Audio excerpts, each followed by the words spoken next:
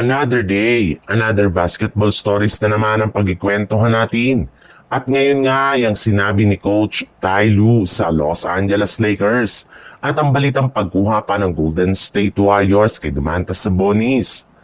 Bagamat man nga nakasabay ang Clippers sa umpisa ng kanilang laro laban sa Lakers, ay natalo pa rin naman nga sila dito matapos hindi na nila mapigilan ng mainit na shooting ng Big Three na sina Luka Doncic, LeBron James at Austin Reeves sa huling mga minuto ng fourth quarter.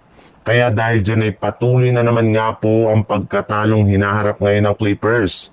At kasabay nga ng pagtatapos ng kanilang laban, ay sinabi na nga ni Coach Ty Lue na ginawa rin naman nga daw po nila ang lahat ng kanilang game plan para mapabagal lamang ang opensa ng Lakers sa fourth quarter, ngunit kahit anuman nga ang kanilang gawing depensa, ay hindi pa rin nila ito mapigilan.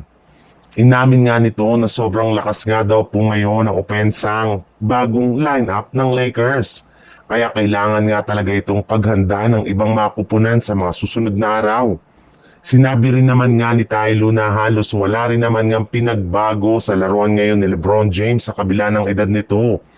Pinuri rin naman nga ng coach ng Clippers si Luka Doncic sa pagiging unstoppable nito sa kanilang laban. Sa kabila nga ng pagkapanalo kahapon ng Golden State Warriors laban sa Utah Jazz, ay hindi pa rin naman nga natitigil ang pagsilabasa ng mga trade rumors patungkol sa kanilang team. Meron pa rin naman nga silang napakalaking problema ngayon sa kanilang lineup, especially pagdating sa kanilang front court, sa kakulangan nila ng legit na scoring at defensive big man.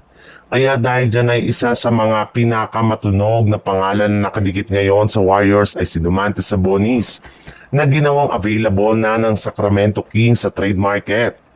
Ayon nga sa lumabas na balita, pwede nga daw pong magkaroon sa mga susunod na ang front office ng Warriors at Kings ng isang trade negotiation sa pagitan ni Domantas Sabonis at Jonathan Kuminga. Matagal naman ang kinukonsidera ng Golden State Warriors ang ganitong klaseng trade simula pa ng nagdaang off-season. At ngayon nga na nagkaroon ulit ng pagkakataon ng Warriors na isa katuparan nito, ay sigurado na hindi nila ito palalagpasin pa. Pansin na rin naman nga ng mga coaching staff at players ng Warriors na medyo na hindi talaga sila nakakasabay sa tuwing puro malalaking player ang kanilang nakakatapat, na siyang rason bakit kailangan na talaga nilang kumuha ng bagong center.